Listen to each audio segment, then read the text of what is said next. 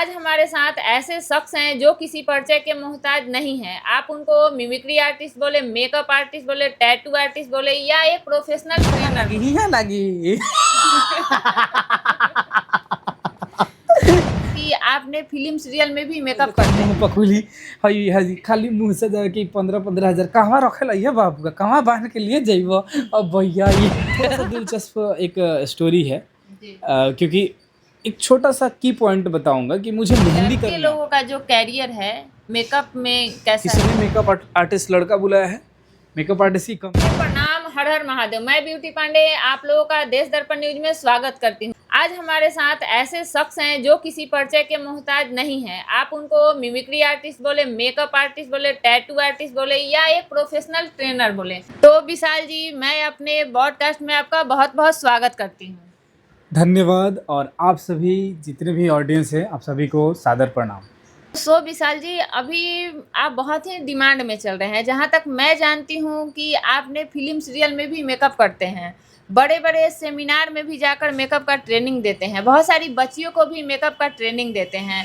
तो आप जो इस फील्ड में आए, इसमें आपको क्या क्या जो स्ट्रगल था जिसको फेस करना पड़ा, आपकी फैमिली का इसमें कितना बैक सपोर्ट रहा? बहुत अच्छा इंटरेस्टिंग क्वेश्चन है।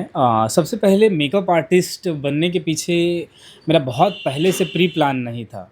मैं एक अच्छा स्टूडेंट ज़रूर हुआ करता था और मेरी कैरियर कहीं ना कहीं और मेरा एक हॉबी भी बोल करके था कि मेरे को मेडिकल लाइन में जाने हैं, डॉक्टर बनने हैं, क्योंकि मम्मी पापा दोनों चाहते थे कि मैं डॉक्टर बनूं। लेकिन जब मेरे को सिलेबस पता चला बहुत टफ था और 10th करके मैं इंटर के साथ साथ कहीं ना कहीं नीट का प्रिपरेशन कर रहा था।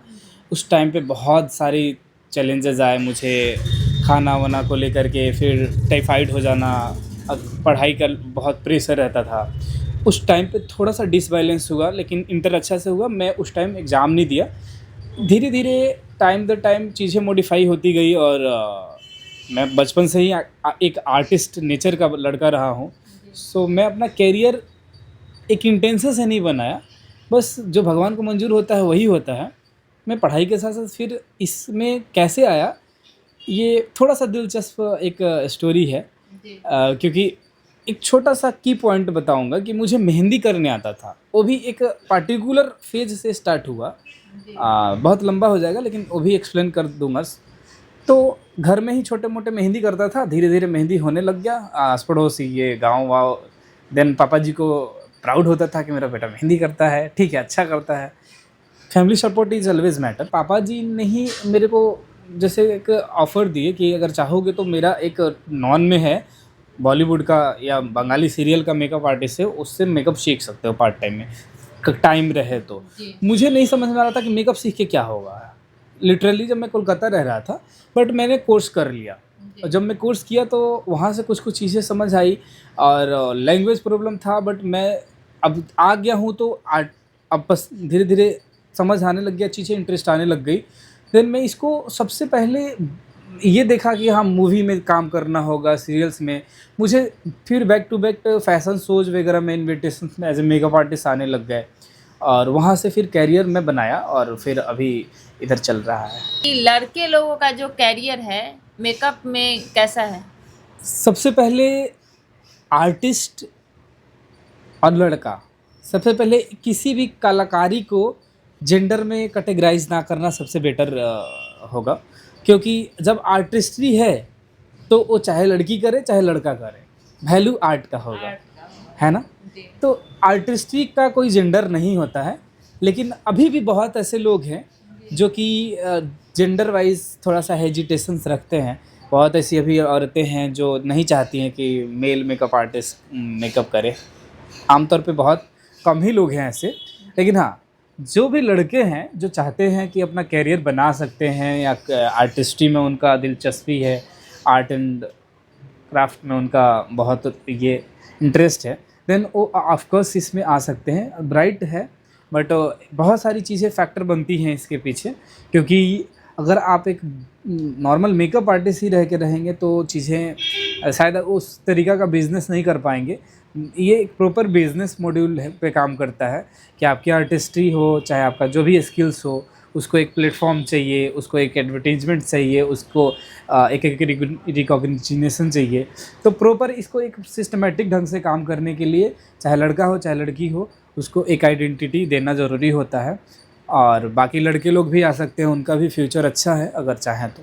अभी आपने जैसे मेकअप करते हैं आप, ठीक है ना, बाहर जाना हुआ हो या आपके पार्लर पे, तो कभी ऐसा लगा है कि कोई लड़कियां आई हो या कोई महिलाएं आई हो जो आपसे मेकअप करवाने से हिचकती हो? ऐसा इंसिडेंट हुआ है और हो भी सकता है, आगे भी हो सकता है। जी। सपोज दैट एक इंसिडेंट इंटरेस्टिंग एक बात बता देना चाहूँगा। हमारी बुकिंग्स थी, लड़की लोग ही सोशल मीडिया से बुकिंग की थी उस फैमिली के। और मुखिया कुछ थे, बढ़िया करके है एक जगह अपने बिहार में, बेगूसराय में। तो बड़हिया में बुकिंग था, हम लोग 2 लड़के पहुंच गए थे मेकअप के लिए, अच्छी भी अमाउंट पे बुकिंग थी। जी। और वहाँ पे पहुंचने के बाद पता चला कि लड़की के चाचा पूछ रहे हैं कौन है आप लोग। इंट्रोडक्शन के टाइम पे पता चला मेकअप आर्टिस्ट हैं। देन उन्होंने कह रहे हैं कि किसने मेकअप आर्टिस्ट लड़का बुलाया है, मेकअप आर्टिस्ट की कमी है क्या, हमारे नॉन में कितने लड़कियां हैं, आ जाएंगी, पार्लर वाली हैं। वहाँ थोड़ा सा कन्फ्लिक्ट हो गया था कि अरे जब पहले ही बताना होता। फिर सब चीज़ बैलेंस हुआ, मेकअप हमने ही किया। और दिन लगा कि यार सब चीज़ क्लियर रहे तो ज़्यादा अच्छा रहे, क्योंकि एक आर्टिस्ट को लास्ट मिनट में जब पता चलता है तो बहुत डिमोटिवेशन आ जाती है।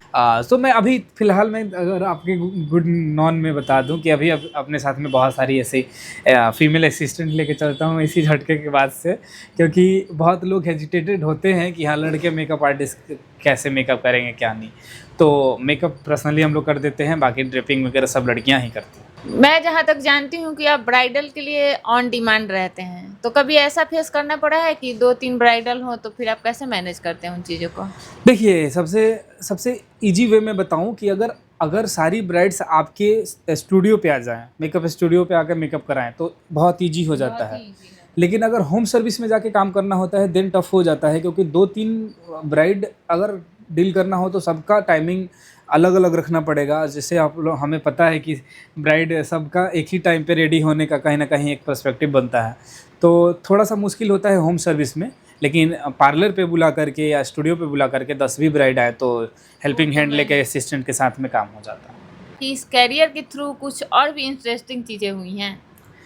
अगर हाँ, अगर ध्यान दे तो बहुत सारी ऐसी इंसिडेंट हो जाती हैं, क्योंकि मज़ेदार मतलब हर घर की अलग अलग। जैसे कि मैं कंटेंट क्रिएटर हूँ, आपको पता है, ठीक है। तो मैं इन्हीं सभी एक्टिविटी से कहीं ना कहीं कंटेंट चुराता हूँ। अब औरतों के बीच में रहना बहुत मज़ेदार हो जाता है, ठीक है, क्योंकि हर हमेशा कुछ अलग अलग बातें, अलग अलग एक्टिविटीज़। तो मेकअप आर्टिस्ट के तौर पे मेरे साथ बहुत ऐसे छोटे मोटे इंसिडेंट होते हैं जो कि बहुत फ़नी हो जाते हैं एट द एंड।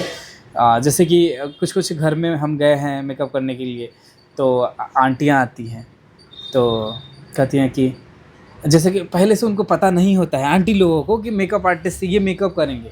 तो कहें तो जैसे वो लोग देखेंगी, पूछेंगी, जैसे मेकअप चल रहा होता है, ये लड़का मेकअप करता रहा सब बाबूनी, ये बाप आई बाप, हो देखो भोजपुरी में, हो देखो ये दादा, हो देखो ना कुली रंग पेंट हो लड़का करे ना सब, पार्लर वाली हमने देख ले रही सब, आ लड़का जाके हो देखो ये दादा, बताओ ना। तो ऐसा इंसिडेंट होता है ना कि फिर हम कहते हैं कि भैया अब लड़के हैं भाई, दरवाज़ा बंद भी नहीं कर सकते हैं। पार्लर वाली जाती हैं, लोग हक से बंद करके मेकअप कर रही होती, अब वो आती जाती रहेंगी ना, हम ना देखो नहीं आज तक इस। और अथी कौ रुपये लेवल है ये बाबू का, आप क्या बोलते हैं? तो मैं बता देता हूँ, मैं कभी कभी ज़्यादा ही बता देता हूँ। तो मैंने बट जिनके साथ ये इंसिडेंट हुआ था मैंने उनको बताया 15,000, वाकई 15,000 की बुकिंग थी। तो आई रे बाप, नहीं तो सामान दे के जाइबा के ले जाइबा कुली। मैं बोला कि सामान दे के कौन जाता है, ले के ही जाएंगे, हमारा प्रोडक्ट से।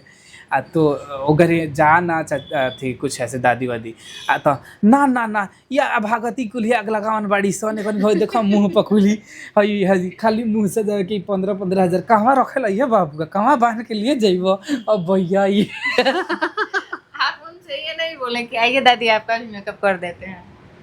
ना इतना फ्रैंक नहीं होता हूँ मैं। तो पहली बात की उससे से सीखने को भी मिला कि हम ना बोल के ब्राइड से ही बुलवाते तो ज़्यादा बेटर होता। वो अपने हिसाब से पर्टिकुलर व्यक्ति को पहचान पाएंगे कि किसको कैसा जवाब देना है। तो सबका माइंडसेट अलग होता है। मेकअप के फील्ड में बहुत इंटरेस्टिंग ऐसे इंसिडेंट हो जाते हैं। और इंटरेस्टिंग ये भी रहता है कि ब्राइड मोस्टली चाहती हैं कि थोड़ा थोड़ा टचअप सबको मिल जाए, है ना? हाँ वो तो हाँ तो ऐसा होता है ना कि जैसे मेरा हमेशा से ओपिनियन रहता है कि भाई मैं काम कर रहा हूँ, आप लोग अपने से उठा के कर लो जो भी करना है, प्रोडक्ट्स आपके हवाले हैं, ठीक है। तो ई कहाँ लगी, हियाँ लगी। तो ना हियाँ लगी। तो मजाक करता नहीं है, लालका गलिए है, लाल करे खातिर लागेला गाल पर, मैंने वो ब्लशर नहीं है, वो आई शेडो पैलेट का वो है, ठीक। तो अथी ये दी ही बोली कौन कहाँ लगी बताई, हम जब तक बताएं तब तक हम कह दे, है ना। बहुत इंटरेस्टिंग होता है हमारे साथ।